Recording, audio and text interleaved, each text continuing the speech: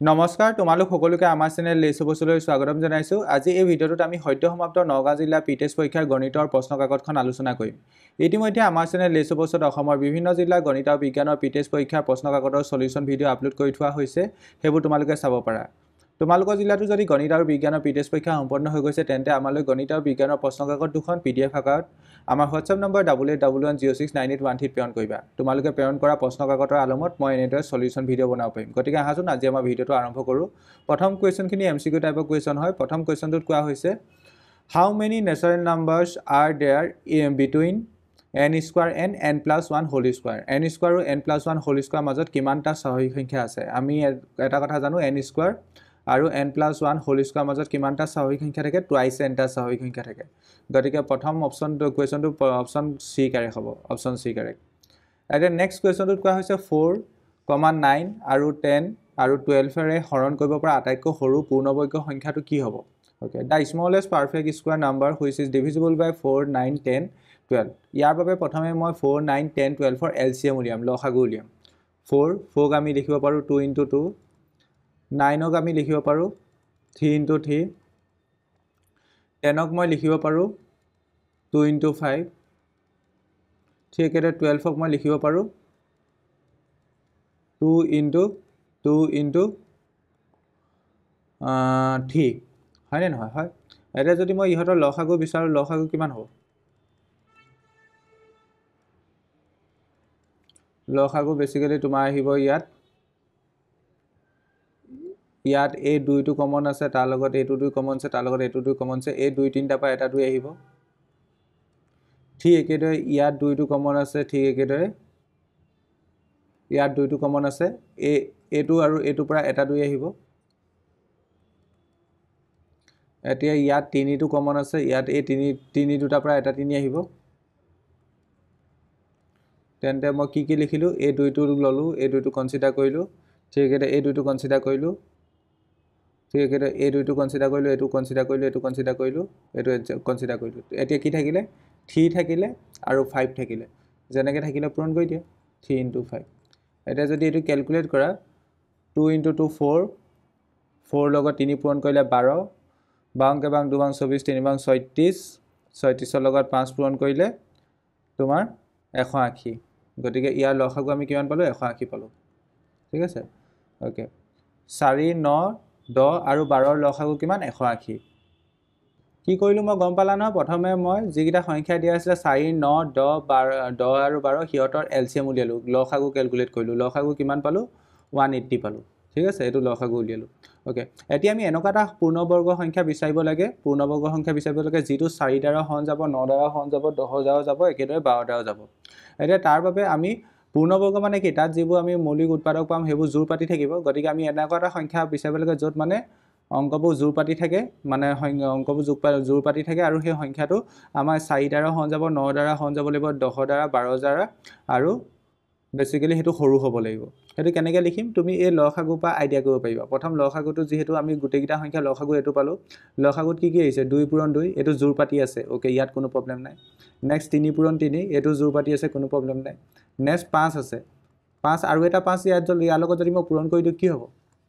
Already ইয়াৰ পৰা ইয়ালৈকে কিমান? এইটো 180, হয়নে? তাৰ লগত যদি মই 5 পূৰণ কৰি দিওঁ কিমান হ'ব? 5 যদি পূৰণ কৰিলে এইটো 0, 8 × 5 = 40, = 4, 5 × 5 = 4, 900। গতিকে এইখিনি পূৰণ কৰিলে কি হ'ব? 900 হ'ব। এতিয়া এই 900টো এটা পূৰ্ণবৰ্গ সংখ্যা হয়। কেলৈ? কাৰণ 900টো আমি কেনেকৈ পাইছোঁ? 2 × 2, 3 × 3, 5 × 5। ইয়াত উৎপাদকবোৰ জোৰ পাতি আছে, নহয় জানো? ইয়াত 2টা, ইয়াত 2টা, ইয়াত 2টা। গতিকে 900টো এটা পূৰ্ণবৰ্গ সংখ্যা হয়। আৰু 900টো আটাইতকৈ সৰু পূৰ্ণবৰ্গ সংখ্যা যিটোক আমি 4, 9, 10, 12 এই সংখ্যাকেইটাই হৰণ কৰিব পাৰিম। কথাটো বুজি পালা নে? কেনেকৈ কেলকুলেট কৰিলোঁ? প্ৰথমে LCM উলিয়াই ল'লোঁ, তাৰপিছত জোৰ পাতি নথকা বস্তুটো চাইছোঁ। ইয়াত 5টো জোৰ পাতি থকা নাই, গতিকে ইয়াত 5টা যদি পূৰণ কৰি দিওঁ এইটো এটা পূৰ্ণবৰ্গ সংখ্যা হৈ যাব আৰু সেইটোৱে আটাইতকৈ সৰু পূৰ্ণবৰ্গ সংখ্যা হ'ব। গতিকে আমাৰ কুৱেশ্যন নম্বৰ 2ৰ কাৰেক্ট অপশ্যন কি হ'ব? বি হ'ব, 900। 4, 9, 10, 12ৰে হৰণ কৰিব পৰা আটাইতকৈ সৰু পূৰ্ণবৰ্গ সংখ্যা কি হ'ব? 900 হ'ব। অ'কে, নেক্সট কুৱেশ্যনটোত কোৱা হৈছে এটা অতি ডাঙৰ বা এটা অতি সৰু সংখ্যাক প্ৰামাণিক বা মান্য ৰূপত প্ৰকাশ কৰিব পাৰি য'ত m এটা অখণ্ড সংখ্যা, হয় আৰু ফৰ্মটোক আমি এনেকৈ লিখোঁ k × 10⁻m, আৰু ইয়াত k মানটো কি হয়? সদায় 10তকৈ সৰু হয় আৰু 1 বা 1তকৈ ডাঙৰ হয়, মানে k মান 1 পৰা 9 ভিতৰত হ'ব পাৰে। গতিকে অপশ্যন ডি কাৰেক্ট। এতিয়া নেক্সট কুৱেশ্যনটোলৈ আগবাঢ়োঁ। ইয়াত কি কোৱা হৈছে -4 to the power p/2 into -4 to the power 7/2 is equal to -4 to the power 3/2 we have to find the value of p আমি p value বিচাৰিব লাগে এটা এক্সপ্ৰেছন দিয়া আছে ইয়াত আমি p value বিচাৰিব লাগে ওকে এতিয়া ইয়াত আমি কি দিয়া আছে বা কনসিডাৰ কৰা আছে -4 to the power p/2 okay into -4 to the power 7/2 okay is equal to -4 to the power 3/2 তোমালোকে নিশ্চয় এটা কথা জানা a to the power m into a to the power n is equal to আমি কি লিখিব পাৰো a to the power m plus n ইয়াতো একেটা কনসেপ্ট ইউজ কৰিব পাৰিম ইয়াত -4 আছে তাৰ ওপৰত পাৱাৰ p/2 ইয়াত -4 আছে তাৰ ওপৰত পাৱাৰ 7/2 গতিকে পাৱাৰ গিটা এড হৈ যাব গতিকে আমি লিখিম এটো -4 to the power p/2 plus 7/2 this equal to কি হ'ব -4 to the power 3/2 এতিয়া এটো যদি মই সিম্পলিফাই কৰো এটো আৰু সিম্পলিফাই কৰিলে কি হ'ব -4 to the power p plus 7 divided by 2 ইয়াতো একে -4 to the power 3/2 এতিয়া ওপৰৰ এই পাৱাৰবোৰ সমান হ'ব যেহেতু বেসটো একে ইয়াৰো -4 আছে ইয়াতো -4 আছে গতিকে p plus 7 by 2 লগত তোমাৰ 3/2 সমান হ'ব গতিকে 2 to cancel গুছি গল p plus 7 is equal to 3 গতিকে ইয়াক যদি আমি ক্যালকুলেশন কৰো p equal to কি হ'ব 3 minus 7 that means the value of p will be -4 গতিকে অপশন সি কারেক্ট এক নম্বৰ কোৱেশ্চনৰ কারেক্ট অপশন কোনটো হ'ব সি হ'ব আই থিংক বুজি পালা নেক্সট কোৱেশ্চনটোত কোৱা হৈছে for the following statement find out the correct option বিচাৰিব লাগে অপশন 8 মানে 8 কোৱা হৈছে এক নম্বৰ স্টেটমেন্টত কোৱা হৈছে প্ৰত্যেক যোগাত্মক অযুগ্ম অখণ্ড সংখ্যা 4q + 1 বা 4q + 3 আহিৰ ওকে এতিয়া প্ৰত্যেক যোগাত্মক অযুগ্ম অখণ্ড সংখ্যা a আহিটো বুলি কৈছে প্ৰত্যেক যোগাত্মক অযুগ্ম অখণ্ড সংখ্যা 4q + 1 নাইবা 4q + 3 আহি হ'ব বুলি কৈছে এতিয়া 4q + 1 নাইবা 4q + 3 ঠিক আছে বা 4q + 3 এটো আহি হ'ব বুলি কৈছে এতিয়া ইয়াত q ভ্যালু তুমি বহাই চাব পাৰা q ভ্যালু যদি তুমি 1 বহোৱা এটো কিমান হ'ব এটো 4 * 1 + 1 that means 5 হ'ব অযুগ্ম সংখ্যা ইয়াত বহালে কিমান হ'ব ইয়াত 1 বহালে 7 অযুগ্ম সংখ্যা q ভ্যালু 2 বহালে এটো 8 + 1 9 অযুগ্ম সংখ্যা ইয়াতো 8 + 3 11 অযুগ্ম সংখ্যা q ভ্যালু 3 বহালে 12 + 1 অযুগ্ম সংখ্যা ওকে ঠিক একেদৰে এটো হ'ব 12 + 3 অযুগ্ম সংখ্যা গতিকে তুমি q ভ্যালু যিয়ে নবহা এটো হতে অযুগ্ম পাবা এটো অযুগ্ম পাবা বা তুমি এক এনেকৈ চাব পাৰা ইয়াত q এটা ধৰিলা যিকোনো এটা সংখ্যা তাৰ লগত যদি আমি 4 পূৰণ কৰি দিও মানে কোনো এটা সংখ্যা লগত যদি 4 পূৰণ কৰো 4q বেসিক্যালি ইয়াক আমি কেনেকৈ লিখিব পাৰো 2 * twice q গতিকে ইয়াক এটো আমি কেনেকৈ লিখিব পাৰিছো twice m এই ফৰ্মেটটো লিখিব পাৰিছো গতিকে এটো যুগ্ম সংখ্যা এটো কি হয় যুগ্ম গতিকে এটো যদি যুগ্ম হয় তাৰ লগত 1 যোগ কৰিলে এটো কি হ'ব অযুগ্ম হ'ব ঠিক এটো যেহেতু যুগ্ম তাৰ লগত 3 যোগ কৰিলে কি হ'ব অযুগ্ম হ'ব গতিকে এই ওপৰৰ স্টেটমেন্টটো সঁচা প্ৰত্যেক যোগাত্মক অযুগ্ম অখণ্ড সংখ্যা 4q + 1 বা 4q + 3 আহিৰ ঠিক আছে আই থিংক এটো হলেকে বুজি পাইছা এটা b2ত কি লিখি দিছে চোৱা b2ত তোমাক লিখি দিছে b2ত কৈছে প্ৰত্যেক যোগাত্মক যুগ্ম অখণ্ড সংখ্যা twice q + 1 আহি এতিয়া এটো চাচোন twice q টো সদায় কি আহি হ'ব যুগ্ম সংখ্যা ঠিক আছে 2 গুণিতক হিচাপে লিখিব পাইছো গতিকে এটো যুগ্ম গতিকে যুগ্ম সংখ্যাটাৰ লগত যদি আমি 1 যোগ কৰো সদায় অযুগ্ম হ'ব যুগ্মৰ লগত সদায় যদি আমি 1 যোগ কৰো অযুগ্ম হ'ব গতিকে এটো কি সংখ্যা হ'ব অযুগ্ম সংখ্যা নহয়তো তুমি q মান বহাই চোৱা q মান যদি তুমি 1 বহোৱা এটো কি পাবা 2 + 1 3 পাবা অযুগ্ম বাট ইয়াত যুগ্ম বুলি কৈছে গতিকে b2 ভুল একটো শুদ্ধ বাট b2 অশুদ্ধ গতিকে অপশন বি কারেক্ট a সত্য কিন্তু b অসত্য নেক্সট কোৱেশ্চনটোত কোৱা হৈছে 14588 divided by 625 পৰিমেয় সংখ্যাটোৰ দশমিক প্ৰসাৰণৰ দশমিক স্থানৰ পাছৰ দশমিক স্থানৰ পৰিসমাপ্তি হোৱা স্থানৰ সংখ্যা কিমান হ'ল হেতু দিছে মানে ইয়াক যদি দশমিক প্ৰসাৰণ কৰো ইয়াৰ দশমিক প্ৰসাৰণটো দশমিক স্থানৰ পিছত কেটা অংক পিছত শেষ হ'ব হেতু দিছে তাৰ বাবে আমি এটো উৎপাদকৰণ কৰিবলৈ চেষ্টা কৰিম 625 কাৰণে আমি কেনে লিখিব পাৰো 5 * 5 * 5 * 5 এনেকৈ লিখিব পাৰো এতিয়া ওপৰত আছে 14588 এতিয়া এটা কথা চোৱা তলটোক আমি 5ৰ গুণিতক হিচাপে লিখিব পাৰিছো 5 * 5 * 5 * 5 কেলে 5 দুটা পূৰণ কৰিলে 25 এগেইন 5 দুটা পূৰণ কৰিলে 25 পূৰণ কৰিলে 625 এতিয়া তলৰ 5ৰ দ্বাৰা ওপৰৰ আমাৰ ওপৰৰ সংখ্যাটো হৰণ যাব নি সেইটো চোৱা প্ৰথম হৰণ যায় নি আমি হৰণ যদি যায় হৰণ কৰি ল'ব লাগিব বহুত ষ্টুডেণ্টে ভুল কৰে যোৱাবাৰ এনেকুৱা এটা পৰীক্ষা কুৱেশ্যন SSLC পৰীক্ষাত আহিছিলে তাত তলতো তাৰ ওপৰতো হৰণ গৈ আছিল গতিকে হৰণ গ'লে আগে হৰণ কৰি ল'ব লাগিব 4 1 4 5 8 8ক আমি স্পষ্টকৈ দেখিছোঁ 5ৰ দ্বাৰা হৰণ যাব জানো নাযায় 5ৰ দ্বাৰা মানে পূৰ্ণভাৱে বিভাজ্য নহয় গতিকে আমি এইটোক লিখিব পাৰিম 1 4 5 8 8 divided by 5 to the power 4 লিখিব পাৰিম নে পাৰিম into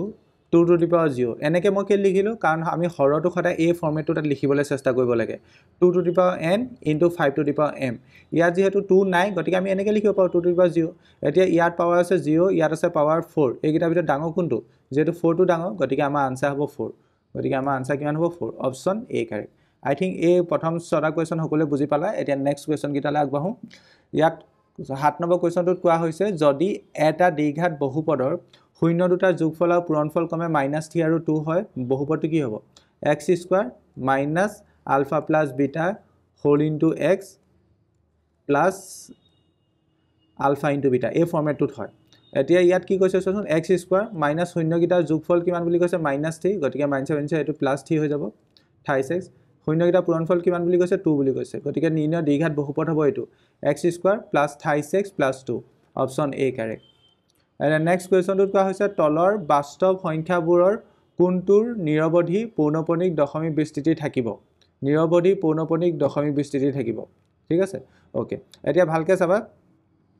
নিৰৱধি পৌনঃপুনিক দশমিক বিস্তৃতি মানে ধৰি লোৱা 2.13 ওলাইছে সাপোজ আকৌ 13 ওলালে আকৌ 13 ওলালে এনেকৈ গৈ আছে প্ৰথম কথা দশমিক বিস্তৃতিটো নিৰৱধি আৰু একে ধৰণৰ সংখ্যা ওলাইছে ঠিক আছে এইটো পাইটো অপৰিমেয়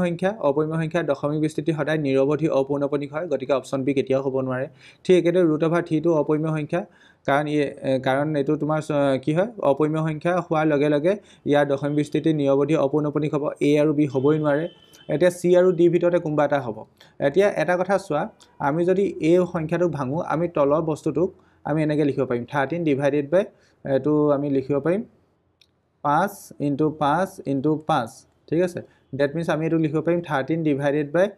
2 to the power 0 into 5 cube এটো ফৰ্মেটত লিখিব পাৰিছো নে পাৰিছো এতিয়া যদি কিবা এটা সংখ্যাক যদি আমি এই ফৰ্মেটত লিখিব পাৰো আমি যদি কিবা এটা সংখ্যাৰ মানে হৰটোক যদি এই ফৰ্মেটত লিখিব পাৰো 2 to the power n into 5 to the power m তেন্তে তাৰ দশমিক বিস্তৃতি পৰিসমাপ্ত হয় গতিকে ইয়াৰ দশমিক বিস্তৃতি পৰিসমাপ্ত হ'ব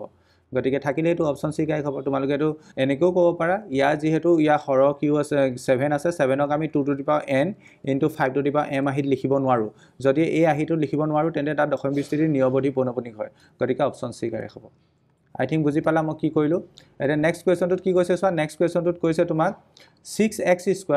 minus 3 minus 7x বহুপদৰ শূন্যতা পূৰণফল কিমান হ'ব এইটোক এতিয়া বহুতে ডাইৰেক্ট কৈ দিব চেষ্টা কৰিব কিন্তু ডাইৰেক্ট নকৰিবা প্ৰথমে আদৰ্শ ওপৰত লিখিব লাগিব 6x²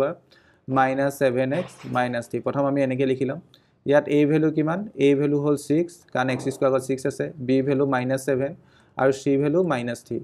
এতিয়া আমি কি কৰিব লাগে শূন্য দুটা পূৰণফল কি হয় c by a c value -3 a value 6 গতিকে এটো হ'ব -1/2 আমাৰ আনসাৰ কিমান হ'ব -1/2 মানে আমাক ভাঙি নিদিলে এনেকৈ ৰাখিলে -3/6 অপশ্যন সি কাৰেক্ট ওকে নেক্সট কুৱেশ্যনটোত কোৱা হৈছে px = ax³ - 6x² + 11x - 6 বহুপদটো শূন্য কেইটা পূৰণফল 4 হ'লে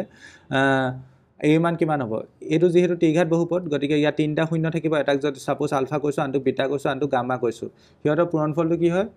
আলফা বিটা আমি যদি যোগ কৰো হেতু কি হয় মই গোটেইটা লিখি দিছো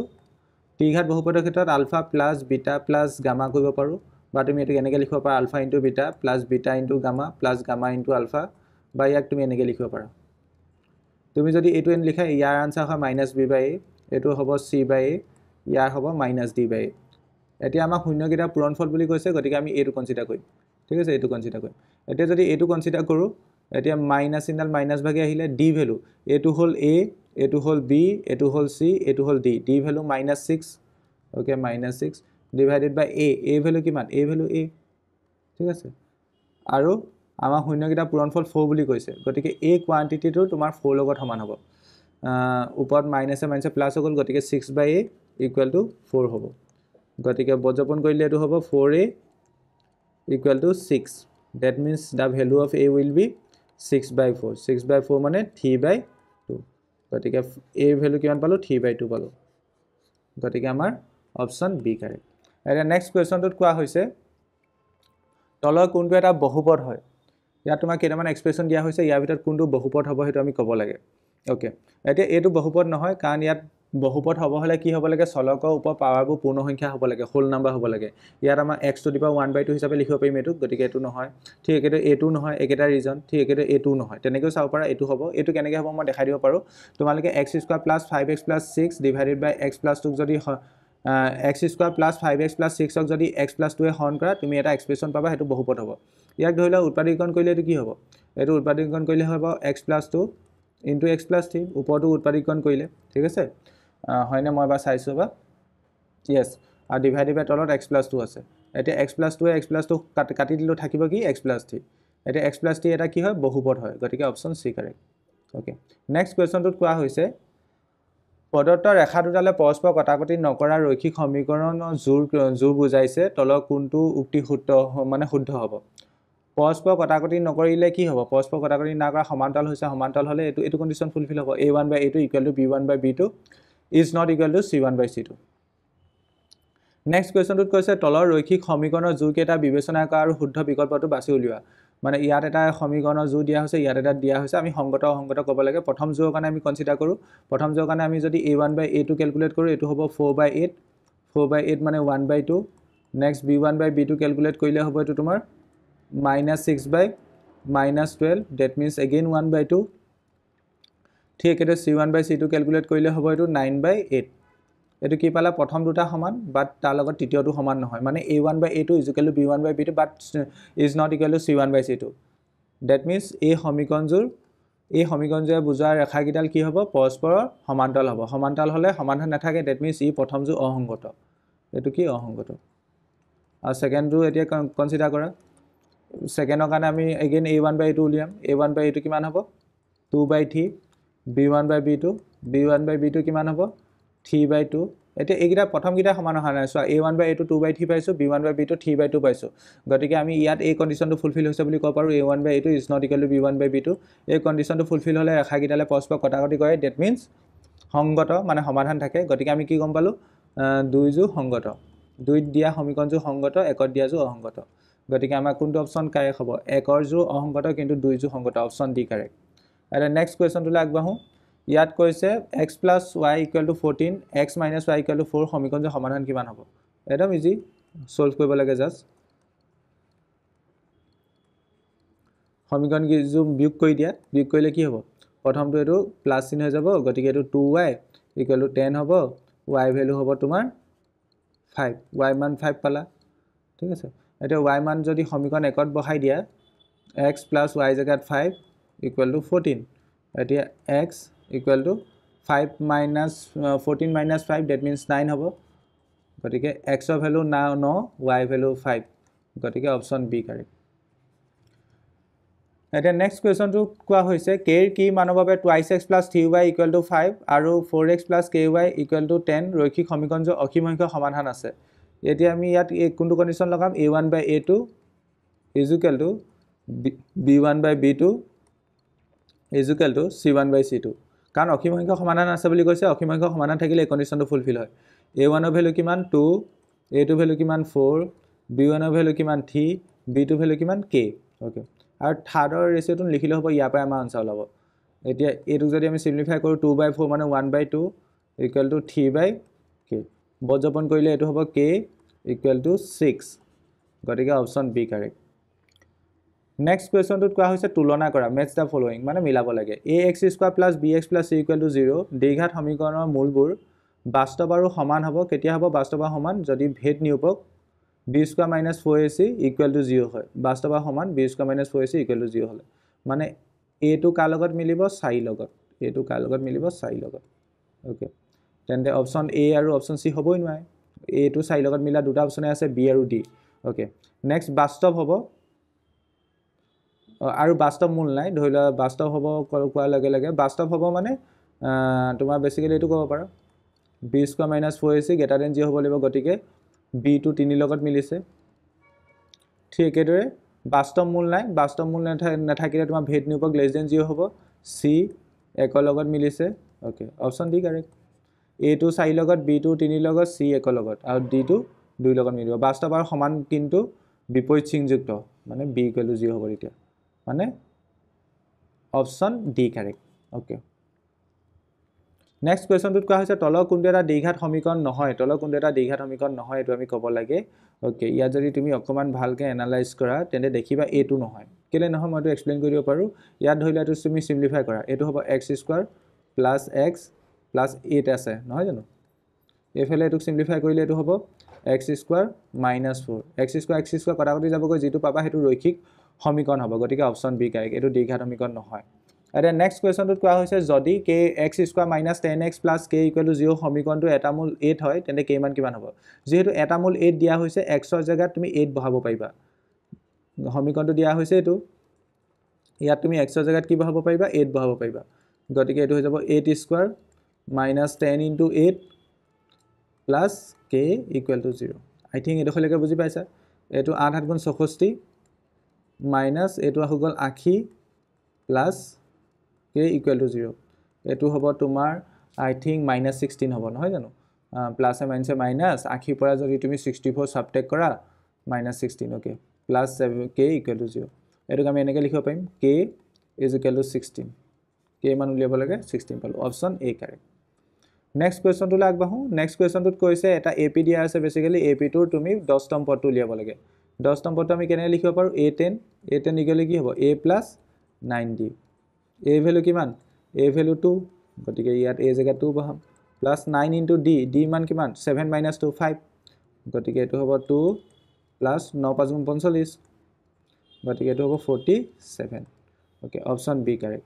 এতিয়া নেক্সট কুৱেশ্যনটো তোমাক 3টা পদ দিয়া আছে, এটা x প্লাছ 1, আনটো 5x, আনটো 4x প্লাছ 2। ইহঁত সমান্তৰ প্ৰগতিত আছে তেন্তে x মান উলিয়াব গৈছে। 3টা পদ যদি সমান্তৰ প্ৰগতিত থাকে তেন্তে মাজতো কাৰ লগত সমান হয়, কিনাৰকেইটাক যোগ কৰি 2য়ে হৰণ কৰিলে যিটো পাবা তাৰ লগত সমান হয়। মানে ইয়াত তুমি ক'ব পাৰা 28xটো কাৰ লগত সমান হ'ব, x plus 1 plus 4x plus 2 divided by 2 কৰিলে যিটো পাম তাৰ লগত সমান হ'ব। এতিয়া এইটো চিম্প্লিফাই কৰা 28x, এইটো হ'ব তোমাৰ ওপৰত হৈ গ'ল 5x, x প্লাছ 4x কৰিলে 5x প্লাছ 3 ডিভাইডেড বাই 2। ইয়াত একেটা আছে, বজ্ৰপণ কৰিলে এইটো হ'ব 6x equal to 5x plus 3, 6x minus 5x x হ'ব, x ইকুৱেল টু 3, xৰ মান কিমান পালোঁ 3 পালোঁ। গতিকে option D correct. I think এইডোখৰলৈকে বুজি পাইছা। নেক্সট তোমাক এটা এ পি দিয়া আছে, এ পিটোত তোমাৰ কিমানটা পদ আছে সেইটো উলিয়াব গৈছে। 7, 19, 13, 19 ... 205 সমান্তৰ প্ৰগতিটোৰ মুঠ পদৰ সংখ্যা কিমান। এইটো তেন্তে তোমাৰ এইটো অন্তিম পদ, এইটোক আমি অন্তিম পদ হিচাপে কনচিডাৰ কৰিব লাগিব। এ এন ইকুৱেল টু কিমান তেন্তে 205। এইটোক আমি এতিয়া ফৰ্মুলা যদি লগাওঁ লিখিব পাৰিম a plus n minus 1 into D is equal two 205। এতিয়া a ভেলু কিমান, a ভেলু কিমান 7 plus n minus 1 into D value কিমান, ডি ভেলু কিমান হ'ব 13 মাইনাছ 7, 13 মাইনাছ 7 কৰিলে তোমাৰ 6 হ'ব। Okay equal to 205। এতিয়াতো তুমি এনেকৈ লিখিব পাৰিবা n minus 1 into 6 equal to 205 minus 7 198 হ'ব নহয় জানো, 198। That means n minus 1 equal to 198 বাই 6। 198ক যদি মই 6এ হৰণ কৰোঁ 6 3 গুণ 18, এগেইন 6 3 গুণ 18, গতিকে এইটো পাম n minus 1 equal to 33। The value of n will be 34। এনৰ মান কিমান 34, অপশ্যন চি কাৰেক্ট। নেক্সট কুৱেশ্যনটোত কৈছে মানে মিলাব লাগে আৰু তুলনা কৰা, তলবোৰ তুলনা কৰা। Match the following in coordinate plane, স্থানাংক সমতলত। অ'কে এক্স অক্ষৰ ওপৰত থকা এটা বিন্দু, এক্স অক্ষৰ ওপৰত থকা এটা বিন্দুত ৱাই স্থানাংকটো 0 হয়। গতিকে এক্স অক্ষৰ ওপৰত থকা এটা বিন্দুত কি হ'ব, ধৰি লোৱা এইটোৱে, এই বিন্দুটোৰ কোঅৰ্ডিনেট কেনেকুৱা হ'ব, x, 0 টাইপৰ হ'ব। গতিকে আমাৰ এই এটো কাৰ লগত মিলিব, 3 লগত মিলিব। এ উইল মেচ উইথ 3। অ'কে গতিকে এটো যিহেতু 3 লগত মিলা কেইটা আছে, এ আৰু চি আছে, গতিকে বি আৰু ডি হ'বই নোৱাৰে। অ'কে নেক্সট কৈছে তৃতীয় চুকত থকা এটা বিন্দু, তৃতীয় চুকত কি হয়, তৃতীয় চুকত এক্সটো নেগেটিভ হয় আৰু ৱাইটো নেগেটিভ হয়। গতিকে দুইটা negative, x negative Y negative. বিন্দুটো তেন্তে কি কেনেকুৱা টাইপৰ হ'ব লাগিব, এনেকুৱা টাইপৰ। গতিকে বিটো কাৰ লগত মিলিব, বিটো 4 লগত মিলিব। b will match with 4 okay next কি কৈছে y অক্ষ ওপৰত থকা এটা বিন্দু y অক্ষত x কোঅৰ্ডিনেট 0 হয় গতিকে c টো এক লগত মিলিব ওলাই গল এতিয়া অপচন c কাৰেক্ট হ'ব a টো 3 লগত b টো 4 লগত c টো এক লগত d টো 2 লগত মিলিব দ্বিতীয় চুকত থকা এটা বিন্দু দ্বিতীয় চুকত থাকিলে x টো নেগেটিভ y পজিটিভ মানে এনেকুৱা ধৰণৰ হ'ব মানে d টো 2 লগত মিলিব নেক্সট কোৱেশ্চনটো তোমাৰ দুটা বিন্দু দিয়া হৈছে বিন্দুকিটাৰ মাজত দূৰত্ব উলিয়াব লাগে ডিসটেন্স ফৰ্মুলা ফৰ্মুলাটো আছিল x2 - x1 whole square plus y2 - y1 whole square এতিয়া ইয়াত x2 ভ্যালু কিমান -1 x1 এৰ ভ্যালু -5 গতিকে এটো প্লাস হৈ যাব whole square next y2 value 3 -7 whole square প্ৰথমটো হ'ব 4 হোল স্কয়াৰ নেক্সটটো হ'ব -4 হোল স্কয়াৰ এটো হ'ব 16 এটো হ'ব তোমাৰ 16 এটুক মই লিখিব পাৰো মই যদি দুইটা পা যদি 16 টো যদি কমন লওঁ এটু থাকিব 1 + 1 that means এটু হৈ যাব 16 এর বর্গমূল হ'ব 4 এটু হ'ব √2 4√2 তোমালকে এটু কেনেকৈ লিখিব পাৰা 16 মানে 32 এনেকৈ লিখা নহলে খেলিমেলি হ'ব মই কি ক্যালকুলেশন কৰিলো বুলি ওকে 32 তোমালকে ছুটিহন পদ্ধতি ভাঙিলে 2 এ যাব 16 বাৰ 2 এ যাব 8 বাৰ 2 এ যাব 4 বাৰ 2 এ যাব 2 বাৰ দুটা 2 জু পাতি আছে তাপা এটা 2 লাব ইয়া পা এটা 2 লাব 2 2 কোণ কৰিলে 4 হ'ব গতিকে ইয়াক লিখিব পাৰিবা 4√2 গতিকে অপচন সি কাৰেক্ট এতিয়া নেক্সট কোৱেশ্চনটোত কোৱা হৈছে যদি 2, p বিন্দুটো a 6, -5 আৰু b -2, 11 বিন্দু সংযোগী ৰেখাখনৰ মধ্যবিন্দু হয় তেন্তে p মান কিমান হ'ব ওকে এই বিন্দু সংযোগী ৰেখাখনৰ মানে বিন্দু সংযোগী ৰেখাডালৰ মধ্যবিন্দু কেনেকৈ হ'ব প্ৰথম x কোঅৰ্ডিনেট যোগ কৰা 6 আৰু -2 যোগ কৰা 6 আৰু -2 যোগ কৰিলে 4 পাবা তাক 2 এ হৰণ কৰা 2 পাবা ঠিক আছে এবাৰ y কোঅৰ্ডিনেট যোগ কৰা -5 আৰু 11 যোগ কৰা -5 + 11 কৰিলে তুমি 6 পাবা 6 ক 2 এ হৰণ কৰা 3 পাবা গতিকে মধ্যবিন্দুটো 2, 3 হ'ব আৰু কোৱেশ্চনটো দিয়া মতে এটো কিমান 2, p যেহেতু x টো মিলিছে y টো মিলিব গতিকে p মান কিমান হ'ব 3 হ'ব the value of p will be 3 option d correct next question টোত কোৱা হৈছে 3, 6 আৰু 12, -3 বিন্দু সংযোগী ৰেখাখণ্ডক x অক্ষই ভাগ কৰা অনুপাতটো কিমান হ'ব x অক্ষই ভাগ কৰা অনুপাতটো লাগে এতিয়া আমি ফৰ্মুলা লগা x অক্ষ মানে কি x অক্ষৰ ওপৰত থকা যিকোনো এটা বিন্দুত y কোঅৰ্ডিনেটটো কি হয় 0 হয় গতিকে x অক্ষ মানে x, 0 বিন্দুতে ভাগ কৰা অনুপাতটো উলিয়াব লাগে এটো হৈ গল x1 y1 এটো হৈ গল x2 y2 আৰু এই বিন্দুতে ভাগ কৰা আমি অনুপাতটো উলিয়াব লাগে ওকে মানে ইয়াত আমি এটো ফৰ্মুলা লগাব পাৰিম আমি এনেকৈ লিখিব পাৰো y = my2 + ny1 / m + n মই বিভাজন সূত্ৰ পাই লৈছো ফৰ্মুলাটো নিশ্চয় গম পাইছা y মান কিমান 0 m মান কিমান নাজানো কিন্তু y2 মান কিমান y2 মান -3 ওকে n মান কিমান নাজানো y1 মান কিমান 6 ওকে ডিভাইডেড বাই m + n এটা বজ্ৰপন কৰি দিয়া বজ্ৰপন কৰিলে তোমাৰ এটো দেখিবলৈ কেনেকুৱা হৈ যাব -28m + 6n = 0 এটো হৈ গল -28m - 6n এটো কটাকটি গুছি গল 3 এটো কাটিম দুবাৰ গতিকে দেখিবলৈ এটো কিমান হৈ গল m = twice n গতিকে n টো এফালে হৰণ কৰি লৈ আনিলো m/n = 2/1 গতিকে অনুপাতত লিখিলে m/n = 2:1 গতিকে অপচন কি কোনটো কাৰেক্ট হ'ব অপচন এ কাৰেক্ট নেক্সট কোৱেশ্চনটো কোৱা হৈছে তলৰ উক্তিবৰ পৰা শুদ্ধ বিকল্পটো বাছি উলিওৱা tan θ মান সদায় একতকৈ সৰু এটো মিছা কথা tan θ মান একতকৈ বেছি হ'ব পাৰে tan ৰ 90 ডিগ্ৰীত মানটো সংজ্ঞাবদ্ধ নহয় ঠিক একেদৰে tan θ কি দিয়ে 0 1/√3 1√3 একতকৈ ডাঙৰ তেনেকৈ ক'ব পাৰা গতিকে এটো ভুল ঠিক আছে নেক্সটত কৈছে sec θ = কি বুলি কৈছে 12/5 sec θ = 12 কোন থিতাৰ বাবে sec θ = 12/5 হ'ব পাৰে নে নহয় আমি হেতু ক'ব লাগে sec θ মানে কি আমি এনেকৈ লিখিব পাৰো sec θ মানে আমাৰ বেসিক্যালি 1/cos θ 1/cos θ = কি 12/5 ঠিক আছে cos θ কিমান হ'ব cos θ কিমান হ'ব 5/12 5 এ কি বুজাইছে ভূমি বুজাইছে আৰু 12 এ কি বুজাইছে অতিভুজ বুজাইছে অতিভুজ ডাঙৰ হ'ব লাগে হতা হৈছে ঠিক আছে এই মানটো হ'ব পাৰে এই মানটো আমাৰ কোনো এটা মানে থিতাৰ বাবে এটো মান পসিবল হয় ঠিক আছে কেনেকৈ এক্সপ্লেইন কৰিলোঁ ইয়াত চোৱা sec থিটা জেগাত আমি কি লিখিব পাৰোঁ sec থিটা জেগাত আমি লিখিব পাৰোঁ 1/cos থিটা ওকে এইডোখৰলৈকে বুজি পাইছা 1/cos থিটা ইকুৱেল টু যদি 12/5 হয় তেন্তে cos থিটা মান কিমান হয় 5/12 ইয়াত 12টোৱে কি বুজাইছে অতিভুজ বুজাইছে আৰু ওপৰ এইটোৱে কি বুজাইছে ভূমি সৰু হয় জেনেৰেলি অতিভুজ ডাঙৰ হয় আৰু সেইটো ফুলফিল হৈছে ইয়াত গতিকে আমি ক'ব পাৰোঁ অপশ্যন বিটো কাৰেক্ট অপশ্যন বিটো কি কাৰেক্ট গতিকে এই কুৱেশ্যনটোৰ ক্ষেত্ৰত আমি কি দেখিলোঁ এই কুৱেশ্যনটো দেখাৰ ক্ষেত্ৰত আমি দেখিলোঁ যে tan থিটাৰ মান সদায় একতকৈ সৰু এইটো ভুল আৰু কোন থিটাৰ বাবে sec থিটা ইকুৱেল টু 12/5 এইটো শুদ্ধ গতিকে A false B true option কোনটো correct option D correct I think বুজি পালা A false B true next কুৱেশ্যনটোত কি কৰিব লাগে 1 + tan square theta divided by 1 + cos square theta value উলিয়াব লাগে 1 + tan স্কোয়াৰ থিটা মানে sec স্কোয়াৰ থিটা হয় 1 + cos স্কোয়াৰ থিটা cot স্কোয়াৰ থিটা মানে cosec স্কোয়াৰ থিটা হয় ইয়াত a আছে যেহেতু a লিখিম sec স্কোয়াৰ a লিখিব পাৰোঁ 1/cos স্কোয়াৰ a ঠিক একেলে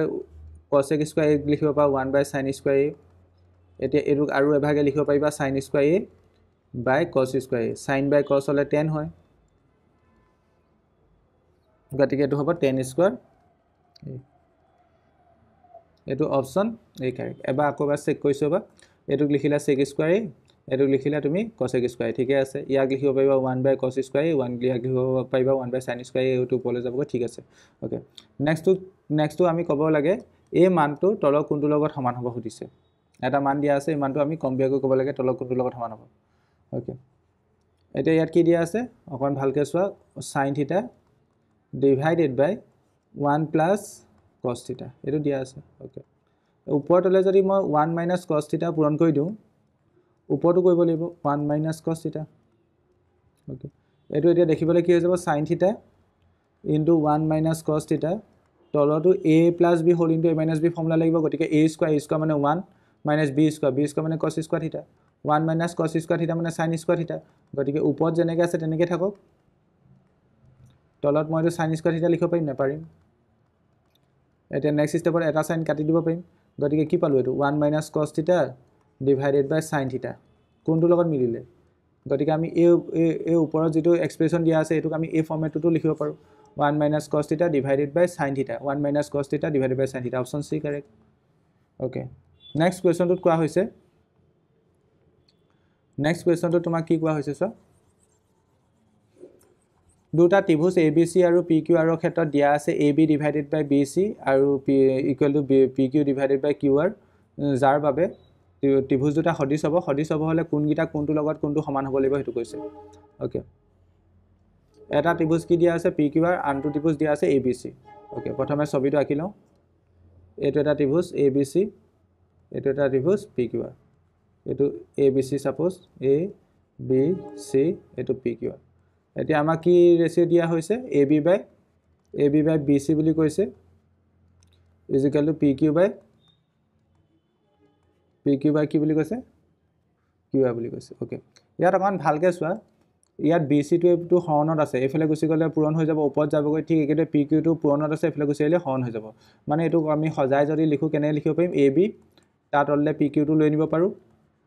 কাৰণ ইফালে পূৰণত আছে ঠিক একেদৰে BC টো এপিনে হৰণত আছে ইফালে গুছি গলে পূৰণ হ'ব এনেকৈ লিখিব পাৰো এতিয়া মিলাই চোৱা AB মানে A বাহুডাল ডিভাইডেড বাই PQ ওকে এডাল okay is equal to BC মানে A বাহুডাল ডিভাইডেড বাই QR এডাল ওকে তেন্তে হিহতৰ মাজৰ কোণটো সমান হ'ব লাগিব তেতিয়া ত্ৰিভুজগিটা সদিশ হ'ব মানে এংগল B লগত এংগল Q সমান হ'ব লাগিব angle B equal to angle Q হ'ব লাগিব option B correct I think বুজি পালা নেক্সটটো কৈছে কাখৰ চিত্ৰত DE সমান্তৰাল BC বুলি কৈছে থেলছ উপপাদ্য লাগিব থেলছ উপপাদ্য মানে কি হ'ব AD divided by DB is equal to AE divided by AC হ'ব এতিয়া AD মান x + 3 ডিভাইডেড বাই DB মান x + 6 is equal to AE মান x আৰু ইটো মান x + 2 ঠিক আছে x মান উলিয়াব লাগে মই ঠিকই লিখিছো না এবাৰ চাই লওঁ এটো x + 3 এটো x + 6 এটো x * x + 2 ওকে ঠিক আছে এটো যদি মই বজ্ৰপন কৰো x * x + 6 এফালে হ'ব x + 3 * x + 2 ওকে সিম্পলিফাই কৰিলে এটো হ'ব x² + 6x এফালে হ'ব এটো x² + 5x + 6 okay x² cancel গল 6x minus 5x equal to 6. The value of x will be 6. x মান কিমান 6. গতিকে অপশন ডি কাৰেক্ট. অপশন কোনটো কাৰেক্ট? Option D correct. এতিয়া নেক্সট কুৱেশ্যনটোত কোৱা হৈছে যদি দুটা ত্ৰিভুজ ABC আৰু DEFত এই বাহুখিনি অনুপাত হয় তেন্তে ত্ৰিভুজকেইটা কেনেকৈ সদৃশ হ'ব সেইটো আমি ক'ব লাগে. ঠিক আছে, এটা ত্ৰিভুজ দিয়া হৈছে ABC, আনটো ত্ৰিভুজ দিয়া হৈছে DEF. আমাৰ এতিয়া প্ৰথম কৈছে AB ডিভাইডেড বাই FD, FD মানে এইডাল. ওকে, নেক্সট BC ডিভাইডেড বাই DE মানে এইডাল. ওকে, নেক্সট AC ডিভাইডেড বাই EF. ওকে, এইডাল. ওকে, এতিয়া ওপৰত ত্ৰিভুজটো ক্ৰিয়েট কৰিবলৈ চেষ্টা কৰা. ওপৰত প্ৰথম A টো লোৱা, প্ৰথম A লোৱা, নেক্সট B লোৱা. ঠিক আছে, তেন্তে ইফালে তুমি F ল'ব লাগিব, D ল'ব লাগিব. ওলাই গ'ল আৰু A ল'লা, B ল'লা, তাৰ পাছতে কি হ'ব? C হ'ব. এইটো F হ'ল, D হ'ল, তাৰ পাছতে কি হ'ব? E হ'ব. গতিকে এইটো হ'ব FDE ট্ৰায়াংগলটো ABC ত্ৰিভুজৰ লগত সদৃশ হ'ব. Option A correct. Option B correct. ঠিক আছে, অপশ্যন B কাৰেক্ট হ'ব. কুৱেশ্যন নম্বৰ 32, কাষৰ চিত্ৰত PR বৃত্তটোৰ P বিন্দুত স্পৰ্শক O কেন্দ্ৰটোৰ বৃত্তটোৰ কেন্দ্ৰ POQ মান কিমান হ'ব? ওকে, P বিন্দুত এইডাল স্পৰ্শক, এয়া ব্যাসাৰ্ধ আৰু এইটো কেন্দ্ৰ. আমি কি কৰিব লাগে? POQ এই কোনটো উলিয়াব লাগে. ইজি কুৱেশ্যন, ভাবি পাইছানে? এই কুৱেশ্যনটো নতুন দেখি বহুতে ভয় খাই গৈছে চাগে, ভাবি পাইছানে? এতিয়া চোৱা, এইডাল স্পৰ্শক, এইডাল ব্যাসাৰ্ধ, ব্যাসাৰ্ধ স্পৰ্শকৰ ওপৰত লম্ব হয়, গতিকে এই গোটেই কোণটো 90 ডিগ্ৰী হ'ব. একদম চিম্পল, এই গোটেই কোণটো 90 ডিগ্ৰী হ'ল. ওকে, এই গোটেই কোণটো 90 ডিগ্ৰী হোৱাৰ লগে লগে এই ওপৰডোখৰ যদি 60 হয় তলৰডোখৰ কিমান হ'ব লাগিব? 30 হ'ব লাগিব. একদম চিম্পল হয়নে নহয়? 30 হ'ব লাগিব. কিন্তু আমাক এইডোখৰ উলিয়াব কোৱা নাই, নহয় জানো? এইডোখৰ উলিয়াব কোৱা নাই, সেইটো কথা ময়ো জানো. আকৌ এবাৰ বুজাইছোঁ চোৱা, এইডাল স্পৰ্শক, এইডাল ব্যাসাৰ্ধ স্পৰ্শকৰ ওপৰত লম্ব হয়, গতিকে এই কোণটো 90 ডিগ্ৰী. গতিকে ওপৰডোখৰ যদি 60 হয় তলৰডোখৰ 30 হ'ব লাগিব, গতিকে এই কোণটো 30 ডিগ্ৰী. ওকে, এতিয়া চোৱা, এই O পৰা P লৈকে এইডাল কি হয়? বৃত্তটোৰ ব্যাসাৰ্ধ. ঠিক একেদৰে O পৰা Q লৈকে এইডালো কি হয়? বৃত্তটোৰ ব্যাসাৰ্ধ. একে বৃত্তৰ ব্যাসাৰ্ধ সমান হয়, গতিকে O পৰা P লৈকে যিমান হ'ব O পৰা Q লৈকেও সিমান হ'ব. মানে মই এই ত্ৰিভুজটোৰ ক্ষেত্ৰত, এই OPQ ত্ৰিভুজটোৰ ক্ষেত্ৰত এটা কথা ক'ব পাৰিম, এই বাহুডাল আৰু এই বাহুডাল সমান হ'ব, কাৰণ একে বৃত্তৰ ব্যাসাৰ্ধ. এই বাহুডাল লগত এই বাহুডাল সমান হ'ব. যিহেতু আমি এটা ত্ৰিভুজৰ সমান বাহুৰ বিপৰীত কোণবোৰ সমান বুলি ক'ব পাৰোঁ, গতিকে এই বাহুকেইডালৰ সমানে থকা কোণকেইটা কি? এইটো আৰু এইটো. গতিকে এই কোণটো 30 ডিগ্ৰী হ'লে এই কোণটো কিমান হ'ব? 30 ডিগ্ৰী হ'ব. গতিকে এই কোণটো 30 ডিগ্ৰী হ'ব. এতিয়া ওলাই গ'ল আৰু তুমি এই POQ এংগলটো উলিয়াব লাগে. গতিকে triangle POQ plus 30 degree plus 30 degree equal কি হ'ব? 180 degree. That means angle POQ equal plus 60 degree equal to 180 degree. That means angle POQ equal to 180 minus 60, that means 120 degree. Option A correct. I think বুজি পালা? Next কুৱেশ্যনটোত কোৱা হৈছে PQRS চতুৰ্ভুজটো এটা বৃত্ত ক্ৰমে ABCD বাহুত স্পৰ্শ কৰে, তেন্তে SD প্লাছ RB কিমান হ'ব? ওকে, ছবিটো আঁকিব লাগিব, তেতিয়া গম পাবা.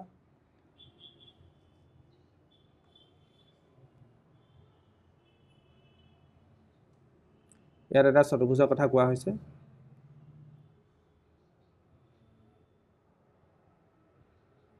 ইয়াত এটা চতুৰ্ভুজ আছে, ঠিক আছে, মই অকণমান ভুল কৰিলোঁ, আগে প্ৰথম চতুৰ্ভুজটো আঁকি লওঁ.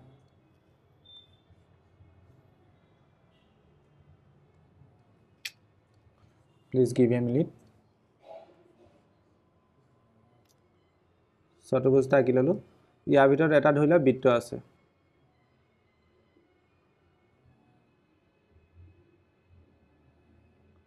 মই স্পৰ্শ কৰা নাই, স্পৰ্শ কৰিছে বুলি ধৰি লোৱা আৰু দেই, মই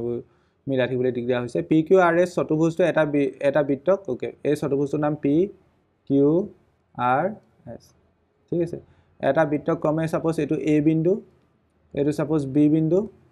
এইটো ছাপ'জ C বিন্দু, এইটো ছাপ'জ D বিন্দুত স্পৰ্শ কৰে, তেন্তে আমাক কি কৈছে? SD plus RB. ওকে, এইডোখৰ কাৰ লগত সমান হ'ব সেইটো আমি ক'ব লাগে. SD plus RB. Okay, SD plus RB হয়নে? হয়. এছৰ পৰা এই SDডাল এডাল স্পৰ্শক, ঠিক একেদৰে SCডাল স্পৰ্শক, গতিকে বহিবিন্দুৰ পৰা টনা স্পৰ্শকৰ দৈৰ্ঘ্য সমান, গতিকে আমি SD লগত SC সমান হ'ব বুলি ক'ব পাৰিম. ঠিক আছে, ঠিক একেদৰে R বিন্দুৰ পৰা RB এডাল স্পৰ্শক, ঠিক একেদৰে RC এডাল স্পৰ্শক, গতিকে আমি কি ক'ব পাৰোঁ? RB ইকুৱেল টু কি হ'ব RB ইকুৱেল টু RC হ'ব ওকে আমাক এটা কথা কৈছে এতিয়া যোগ কৰিছে এইগিটাক যদি যোগ কৰি দিওঁ লেফট হ্যান্ড সাইড ভাগে যোগ হ'ব SD প্লাস RB ইকুৱেল কি হ'ব ৰাইট হ্যান্ড সাইড ভাগে যোগ হ'ব SC প্লাস RC আৰু SC আৰু RC যোগ কৰিলে কি পাবা গোটে RS বাহুডাল পাবা গতিকে আমাৰ option D correct I think বুজি পালা এই কোৱেশ্চনটো কিতাপৰ কোৱেশ্চনে হয় মই আগৰ আমাৰ লেসন প্ৰসেস আগৰ ভিডিওটোতে এটো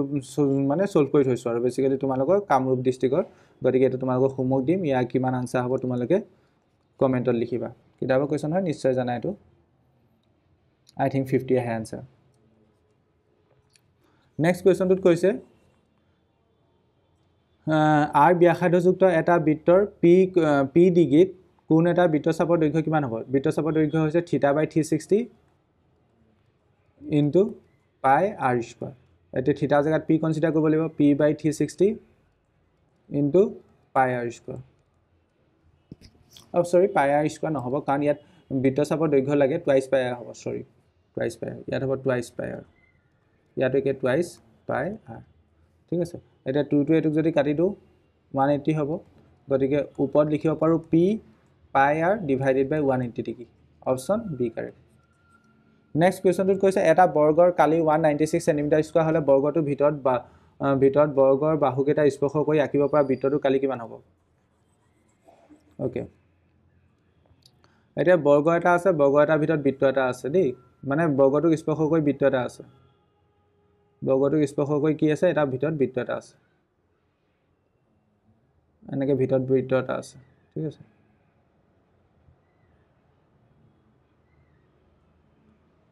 স্পৰ্শ কৰি আছে আৰু ঠিক আছে ওকে এতিয়া বৰ্গটোৰ কালি কিমান বুলি কৈছে 196 সেন্টিমিটাৰ স্কয়াৰ মানে বৰ্গ কালি কেনেকৈ উলিয়ায় বাহুবোৰ যদি মই a বুলি ধৰি লওঁ a স্কয়াৰ ইকুৱেল টু 196 ঠিক আছে গতিকে a ভ্যালু কিমান হ'ব a ভ্যালু কিমান হ'ব 96 ৰ বৰ্গমূল কিমান 96 ৰ বৰ্গমূল হৈছে তোমাৰ 196 ৰ বৰ্গমূল হৈছে 14 গতিকে a ভ্যালু হ'ব 14 গতিকে বাহুৰ দৈৰ্ঘ্য 14 যেহেতু বাহুৰ দৈৰ্ঘ্য 14 ইয়াৰ পৰা ইয়ালৈকে 14 গতিকে বৰ্গটোৰ ব্যাস মই কিমান বুলি ক'ব পাৰো 14 বুলি ক'ব পাৰো ব্যাস যদি 14 হয় তেন্তে বৰ্গটোৰ ভিতৰত থকা বৃত্তটোৰ ব্যাস 14 হ'ব গতিকে ব্যাসাৰ্ধ কিমান হ'ব 7 হ'ব গতিকে আমি কি উলিয়াব লাগে বৃত্তটো কালি উলিয়াব লাগে পাই r স্কয়াৰ গতিকে পাই জায়গা 22/7 আৰু জায়গা 7 * 7 7 এটা কাটি দিলো 22 * 7 এটো 7 * 14 কলে 14 15 154 centimetre square option D correct এটা নেক্সট কোৱেশ্চনটোত আমাক কৈছে এটা বৃত্তৰ পৰিধি 44 সেন্টিমিটাৰ হলে তেন্তে বৃত্তটোৰ এটা চুকৰ কালি কিমান হ'ব বৃত্তৰ পৰিধি আমি কেনেকৈ উলিয়াম twice pi r equal to 44 এটো লিখিব পাৰিম 2 * 22/7 into r ইকুৱেল টু 44 এটোক আমি এনেকৈ লিখিব পাৰিম r ওপৰত এটো 44/7 হৈ গ'ল এটো ইফালে পঠিয়াই দিম 7/44 হ'ব 44 কটাকটি গুচি গ'ল r ৰ ভ্যালু আমি পাম 7 আমাক এতিয়া কি লাগে বৃত্ত চুকৰ কালি হয় 1/4 pi r স্কয়াৰ 1/4 pi জায়গা 22/7 r ৰ জায়গাত তোমাৰ কিমান বহিব 7 স্কয়াৰ এটা 7 কেনসেল গুচি গ'ল গতিকে ইয়াক 2 এ কাটিলো 11 বাৰ গতিকে ওপৰত হৈ গ'ল 11 * 7 ডিভাইডেড বাই তলত 2 গতিকে 11/7 কৰিলে 11 * 7 কৰিলে 77/2 77/2 সেন্টিমিটাৰ স্কয়াৰ কোৱাত ভুল কৰিছো এবাৰ চাই লওঁ হাত এটা কাটি দিলো আই থিংক ভুল হোৱা নাই আৰু 22/7 * 7 হাতটা কাটি দিলো ওকে ইয়াত 7 টা থাকিলে ইয়াত 2 এ কাটি দিলো 11 77 ঠিক আছে নেক্সট কোৱেশ্চনটোত কৈছে The surface area of a right circular cone of height 15 cm and base radius and base diameter 16 cm is 15 cm উচ্চতা আৰু 16 cm ভূমি ব্যাসৰ এটা লম্ববৃত্তাকাৰ শংকুৰ বক্ৰপৃষ্ঠ কালি কিমান হ'ব এতিয়া প্ৰথমে আমি ইয়াত l ক্যালকুলেট কৰি ল'ব লাগিব নতি উচ্চতা ক্যালকুলেট কৰিব লাগিব প্ৰথম ইয়াত তুমি এটো চোৱা 15 cm উচ্চতা এটো s ৰ ভ্যালু 15 কোনো প্ৰবলেম নাই 16 cm ভূমি ব্যাস যেহেতু r ৰ ভ্যালু হ'ব 8 cm কোনো প্ৰবলেম নাই তেন্তে l স্কয়াৰ ইকুৱেল কি হয় r square plus s square গতিকে l ৰ ভ্যালু কিমান হয় √r square plus s square গতিকে √r ক স্কয়াৰ কৰিলে 64 s ক স্কয়াৰ কৰিলে 225 নহয় জানো এতিয়া এটো হ'ব কেন হ'ব 289 289 বৰ্গমূল কিমান হ'ব 289 বৰ্গমূল 17 মানে বেসিক্যালি এটো পালা 289 289 বৰ্গমূল 17 গতিকে তুমি এটো কাৰ ভ্যালু পালা l ৰ মান পালা গতিকে বক্ৰপৃষ্ঠকালি হয় পাই r l পাই জায়গা 22/7 আৰু পাই ভ্যালু পাই ভাগে ৰাখা r ৰ জায়গা তুমি লিখা 8 ইনটু ইয়াত 17 গতিকে 17 ৰ লগত যদি 8 পূৰণ কৰো 8 গুণ 56 উকললে 5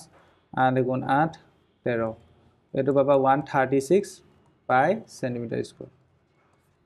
অপশন এ কারেক্ট এটা নেক্সট কোৱেশ্যনটোত কোৱা হৈছে 8 সেন্টিমিটাৰ ভূমি ব্যাসাৰ্ধ আৰু 2 সেন্টিমিটাৰ উচ্চতা এটা বেলন গলাই 6 সেন্টিমিটাৰ উচ্চতা এটা শংকু তৈয়াৰ কৰা হ'ল শংকুটো ভূমি ব্যাসাৰ্ধ কিমান হ'ব বেলনটো ভূমি ব্যাসাৰ্ধ 8 সেন্টিমিটাৰ এটুক মই r1 বুলি ধৰিছো ঠিক আছে আৰু উচ্চতাটো 2 সেন্টিমিটাৰ ইয়াক মই h1 বুলি ধৰিছো আৰু বেলন গলাই পেলে 6 সেন্টিমিটাৰ উচ্চতা এটা শংকুটো এটো উচ্চতাটোক h2 বুলি ধৰিছো আৰু শংকুটো ভূমি ব্যাসাৰ্ধ উলিয়াব লাগে এটুক মই r2 বুলি ধৰিছো এটা কি কৰিলে বেলনটো গলাই শংকুটো বনোৱা হ'ল গতিকে বেলনৰ আয়তন আৰু শংকুৰ আয়তন সমান হ'ব বেলনৰ আয়তনৰ ফৰ্মুলা আছিল পাই r² h গতিকে r1² h1 হ'ব শংকুৰ আয়তনৰ ফৰ্মুলা আছিল 1/3 পাই r² h গতিকে ইয়াত r2² ইনটু h2 হ'ব গতিকে পাই cancel goal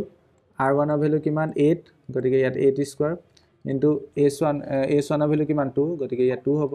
equal to 1/3 r2 value কিমান r2 ভ্যালু নাজানো r2 স্কয়াৰটো যেনেকৈ আছে তেনেকৈ থাকক h2 জেগাত 6 লিখিব পাৰিম গতিকে এটো কাটিলো দুবাৰ এই দুই লগত এই দুই কেনসেল গতিকে এটো পালো আমি r2 স্কয়াৰ ইকুৱেল টু 64 গতিকে r2 ইকুৱেল টু 8 হ'ব গতিকে ব্যাসাৰ্ধ কিমান 8 সেন্টিমিটাৰ অপশন ডি কাৰেক্ট এটা ঘনকৰ মুঠ পৃষ্ঠকালি 600 মিটাৰ স্কয়াৰ হলে ঘনকটো আয়তন কিমান হ'ব মুঠ পৃষ্ঠকালি ঘনকৰ মুঠ পৃষ্ঠকালি কেনেকৈ হলে 6a স্কয়াৰ 6a স্কয়াৰ কিমান 600 গতিকে a স্কয়াৰ কিমান হ'ব 100 গতিকে a মান কিমান হ'ব 10 মিটাৰ a মান কিমান 10 মিটাৰ গতিকে আয়তনৰ ফৰ্মুলা কি আছিল a কিউব 10 কিউব মানে 10 * 10 * 10 মানে 1000 metre cube option B correct এটা নেক্সট কোৱেশ্যনটোত কৈছে প্ৰথম পাঁচটা মৌলিক সংখ্যাৰ মাধ্য কিমান প্ৰথম পাঁচটা মৌলিক সংখ্যা প্ৰথম 2 নেক্সট 3 নেক্সট 5 নেক্সট 7 প্ৰথম 2 3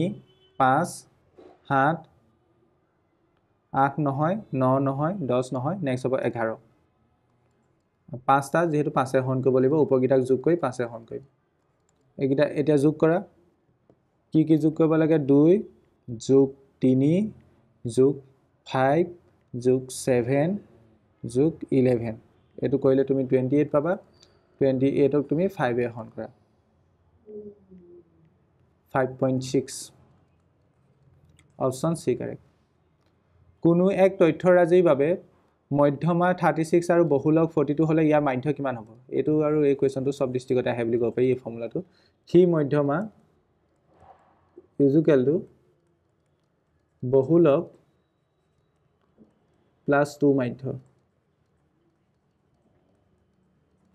3 ইনটু মধ্যমা 36 গতিকে 36 লিখা ইকুৱেল টু বহুলক 42 প্লাস 2 মাধ্য এটো 36 ৰ লগত যদি 3 পূৰণ কৰা 6 3 গুণ 18 ইকুৱেল 3 3 গুণ 9 10 108 minus 42 equal to 2 মাধ্য এটো কিমান হ'ব 2 মাধ্য is equal to 108 minus 42 66 মাধ্য equal to 66/2 33 option B correct next কোৱেশ্যনটোত কোৱা হৈছে এটা পাখাগুটি এবাৰ মাৰি পঠিওৱা হৈছে মানে বেসিক্যালি লুডুগুটি বুলিয়ে ক'ব পাৰে এটা মাৰি পঠিওৱা হৈছে পসিবিলিটি 6টা হ'ব পাৰে তলত 6 আহিব 3 গুণিতক ওলোৱা সম্ভাৱিতা কি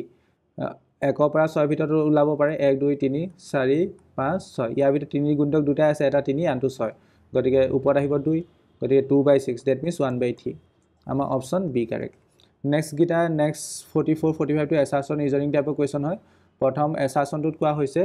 শৰ্তটোত কোৱা হৈছে দুটা সংখ্যাৰ গসাগু 16 আৰু লসংখ্যা দুটা পূৰণফল 3072 হলে হিয়তৰ লসাগু ইমান হ'ব আমি এটা ৰিজাল্ট জানো লসাগু পূৰণ গসাগু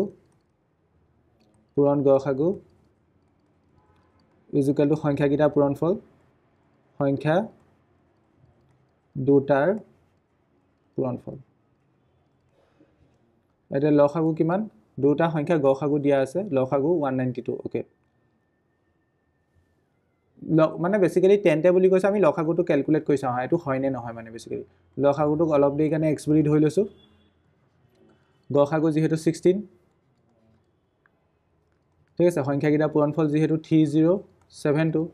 গতিকে এটো কি হ'ব x = 3072 ডিভাইডেড বাই 16 গতিকে এটো কৈছা 3072 ডিভাইডেড বাই 16 কৰিলে